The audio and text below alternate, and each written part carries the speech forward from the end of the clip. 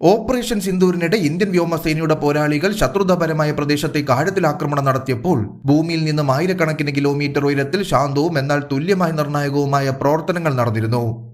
Indian ബഹിരാകാശ ഗവേഷണ സംഘടന പ്രവർത്തിപ്പിക്കുന്ന 10 ഉപഗ്രഹങ്ങൾ ഇന്ത്യൻ സായുധ സേനയ്ക്ക് തത്സമയ ഇന്റലിജൻസ്, സുരക്ഷിത ആശയവിനിമയം, കൃത്യമായ നാവിഗേഷൻ എന്നിവ നൽകുന്നതിന് 24 മണിക്കൂറും ഉണർന്നു പ്രവർത്തിച്ചു. ബഹിരാകാശത്തെ ഈ നിശബ്ദ കാവൽക്കാർ യുദ്ധക്കളത്തെ മാറ്റിമറിച്ചുകൊണ്ട് ഏപ്രിൽ 22-ന് പഹൽഗാമിൽ നടന്ന ഭീകരാക്രമണത്തിന് അന്താരാഷ്ട്ര അതിർത്തികൾ കടക്കാതെ തന്നെ ശസ്ത്രക്രിയാപരവും വിനാശകരവുമായ പ്രതികരണം നൽകാൻ ഇന്ത്യയുടെ സൈന്യത്തെ പ്രാപ്തമാക്കി. മെയ് 11-ന് സംസാരിച്ച ISRO chairman doctor V Narayanan ഈ നിശബ്ദ സംഭാവനയുടെ വ്യാപ്തി വെളിപ്പെടുത്തിയിരുന്നു. രാജ്യത്തെ പൗരന്മാരുടെ സുരക്ഷ ഉറപ്പാക്കുന്നതിനുള്ള തന്ത്രപരമായ ആവശ്യങ്ങൾക്കായി കുറഞ്ഞത് 10 ഉപഗ്രഹങ്ങളെങ്കിലും തുടർച്ചയായി പ്രവർത്തിക്കുന്നുവെന്നാണ് ഡോക്ടർ വി നാരായണൻ വ്യക്തമാക്കിയത്. മെയ് 7-ന് ഓപ്പറേഷൻ സിന്ദൂർ ആരംഭിച്ച് ദിവസങ്ങൾക്കുള്ളിലാണ് ഈ വെളിപ്പെടുത്തൽ വന്നത്. പാകിസ്ഥാനിലെയും പാക് അധിനിവേശ കാശ്മീരിലെയും 9 ഭീകരാടിസ്ഥാന സൗകര്യ കേന്ദ്രങ്ങളും 11 പാകിസ്ഥാൻ വ്യോമത്താവളങ്ങളും ലക്ഷ്യമിട്ടായിരുന്നു ഇന്ത്യൻ ആക്രമണം. ലക്ഷ്യ ഇന്റലിജൻസ് മുതൽ നാവിഗേഷൻ പിന്തുണ, ആശയവിനിമയ സുരക്ഷ എന്നിവ വരെ ഇന്ത്യൻ സൈന്യത്തിന്റെ പ്രവർത്തന പദ്ധതികളുമായി ISRO സുഗമമായി സംയോജിപ്പിച്ചതാണ് ഈ ദൗത്യങ്ങൾ സാധ്യമാക്കിയത്. ISROയുടെ ഉപഗ്രഹങ്ങളുടെ ഒരു കൂട്ടം അതുല്യമായ യുദ്ധക്കള അവബോധനം പ്രദാനം ചെയ്തു. റിസാറ്റ്, കാർട്ടോസാറ്റ് സീരീസ് പോലെയുള്ള ഉയർന്ന റെസല്യൂഷനുകളുള്ള ഭൗമ നിരീക്ഷണ സംവിധാനങ്ങൾ കാലാവസ്ഥയോ ദിവസത്തിന്റെ സമയമോ പരിഗണിക്കാതെ ഭൂപ്രദേശങ്ങൾ, അതിർത്തികൾ, പ്രതികൂല വ്യോമാതിർത്തി എന്നിവയിലുടനീളം തുടർച്ചയായ നിരീക്ഷണം നടത്തി. മേഘാവൃതമായ പ്രദേശങ്ങളിലും പർവ്വത പ്രദേശങ്ങളിലും റിസാറ്റിന്റെ all weather synthetic aperture radar കഴിവുകൾ പ്രത്യേകിച്ചും നിർണായകമായിരുന്നു. ഈ ഉപഗ്രഹങ്ങൾ നൽകിയ അതുല്യമായ കഴിവുകൾ എന്തെല്ലാമാണെന്ന് നമുക്കൊന്ന് വിശദമായി നോക്കാം. ഒന്നാമതായി കാർട്ടോസാറ്റ് സീരീസ് ഉപഗ്രഹങ്ങൾ. ലക്ഷ്യ തിരിച്ചറിയലിനും ആക്രമണത്തിനും ശേഷമുള്ള നാശനഷ്ടങ്ങൾ വിലയിരുത്തുന്നതിനായി സബ്മീറ്റർ റെസല്യൂഷനോട് കൂടിയ ഒപ്റ്റിക്കൽ ഇമേജറി ഉപഗ്രഹങ്ങൾ നൽകുന്നു. രണ്ടാമതായി റിസാറ്റ് സീരീസ് ഉപഗ്രഹങ്ങൾ.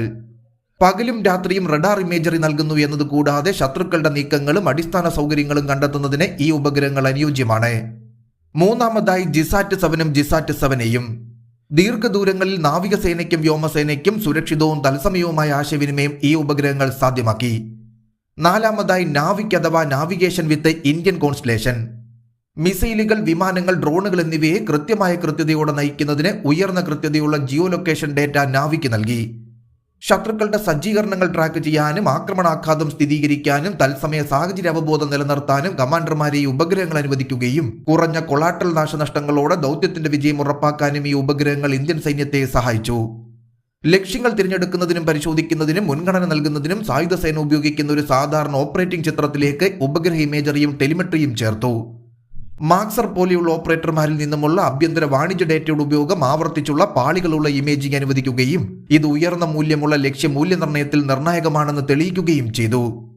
ശക്തമായ ഷെൽട്ടറുകൾ, ഭൂഗർഭ ബങ്കറുകൾ, ഉയർന്ന മൂല്യമുള്ള വ്യോമാസ്തികൾ എന്നിവ തിരിച്ചറിയുന്നതിൽ ISROയുടെ ആസ്തികൾ അത്യാവശ്യമാണെന്ന് ഉദ്യോഗസ്ഥർ സ്ഥിരീകരിച്ചു. മാത്രമല്ല ISROയുടെ പരീക്ഷണപരമായ സ്പെയ്ഡെക്സ് ദൗത്യത്തിൽ ഉപഗ്രഹങ്ങൾ തമ്മിലുള്ള കൂടിക്കാഴ്ചയും ഡോക്കിങ്ങും പ്രദർശിപ്പിച്ചത് യുദ്ധകാല ലോജിസ്റ്റിക്സ്, നിരീക്ഷണമല്ലെങ്കിൽ ഭ്രമണപഥത്തിലെ ആസ്തി നന്നാക്കൽ എന്നിവയെ പിന്തുണയ്ക്കാൻ സ്വയംഭരണ ബഹിരാകാശ തന്ത്രങ്ങൾക്ക് കഴിയുന്ന ഒരു ഭാവിയെ കാണിച്ചു തന്നു. മണിക്കൂറിൽ 29,000 കിലോമീറ്റർ വേഗതയിൽ ഒരു സാറ്റലൈറ്റ് ഡോഗ് ഫൈറ്റ് പോലെയുള്ള ഈ കഴിവ് ബഹിരാകാശ അധിഷ്ഠിത തന്ത്രപരമായ പ്രവർത്തനങ്ങളിൽ ISROയുടെ വളർന്നുവരുന്ന സങ്കീർണതയെ പ്രതിഫലിപ്പിക്കുന്നു. ഇന്ത്യയുടെ നിലവിലെ സൈനിക ബഹിരാകാശ ഫ്ലീറ്റിൽ ഇമേജിംഗ്, റഡാർ, ആശയവിനിമയം, നാവിഗേഷൻ എന്നീ മേഖലകളിലായി 9 മുതൽ 11 സമർപ്പിത ഉപഗ്രഹങ്ങൾ ഉൾപ്പെടുന്നു. എന്നിരുന്നാലും ഇതൊരു തുടക്കം മാത്രമായി കണക്കാക്കപ്പെടുന്നു. ഔദ്യോഗിക പദ്ധതികൾ പ്രകാരം അടുത്ത 5 വർഷത്തിനുള്ളിൽ 100 മുതൽ 150 പുതിയ ഉപഗ്രഹങ്ങൾ വിക്ഷേപിക്കാൻ ISRO പദ്ധതിയിട്ടിട്ടുണ്ട്.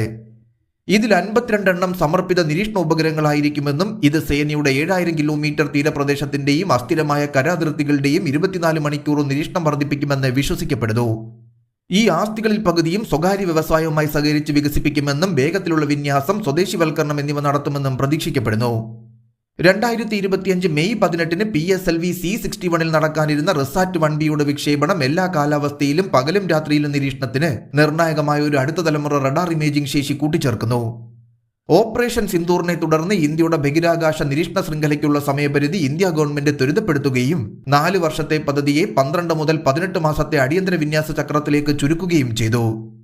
ഈ തന്ത്രപരമായ അടിയന്തരാവസ്ഥ ദ്രുത വിക്ഷേപണ ശേഷിക്കായി ചെറുകിട ഉപഗ്രഹ വിക്ഷേപണ വാഹന സാങ്കേതിക വിദ്യയുടെ സ്വകാര്യ സ്ഥാപനങ്ങൾക്കുള്ള കൈമാറൽ, വാണിജ്യപരവും തന്ത്രപരവുമായ ബഹിരാകാശ സഹായകമായ ഇൻസ്പേസിന് ഇരട്ട ഉപയോഗ ഉപഗ്രഹ ദൗത്യങ്ങൾക്ക് നേതൃത്വം നൽകുന്നതിനുള്ള മെച്ചപ്പെട്ട ധനസഹായവും ചുമതലയും, ബഹിരാകാശ പരമാധികാരത്തോടുള്ള ദീർഘകാല പ്രതിബദ്ധതയെ പ്രതിഫലിപ്പിക്കുന്ന 2040 ഒരു ഇന്ത്യൻ ബഹിരാകാശ നിലയത്തിനായുള്ള പദ്ധതികൾ എന്നിവയിലേക്ക് നയിച്ചു.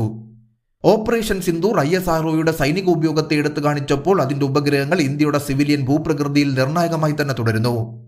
അതായത് ഈ ഉപഗ്രഹങ്ങൾ കൃഷി, ടെലിമെഡിസിൻ, കാലാവസ്ഥ പ്രവചനം, ദുരന്ത പ്രതികരണം എന്നിവയെ പിന്തുണയ്ക്കുന്നു. G20 രാജ്യങ്ങൾക്കായുള്ള ഒരു കാലാവസ്ഥ നിരീക്ഷണ ഉപഗ്രഹത്തിന്റെ വികസനം ആഗോള സഹകരണവുമായി ഹാർഡ് പവറിനെ സന്തുലിതമാക്കിക്കൊണ്ട് ഉത്തരവാദിത്തമുള്ള ബഹിരാകാശ ശക്തിയാകാനുള്ള ഇന്ത്യയുടെ ഉദ്ദേശം പ്രകടമാക്കുന്നു. ISROയുടെ കണ്ണും കാതുമില്ലായിരുന്നുവെങ്കിൽ നമ്മൾ അന്ധരായി പോകുമായിരുന്നുവെന്നും അവരുടെ ഉപഗ്രഹങ്ങൾ നമ്മുടെ ദൗത്യത്തെ പിന്തുണയ്ക്കുകയും ചെയ്തുവെന്നും ഒരു മുതിർന്ന സൈനിക ആസൂത്രകൻ അഭിപ്രായപ്പെട്ടു.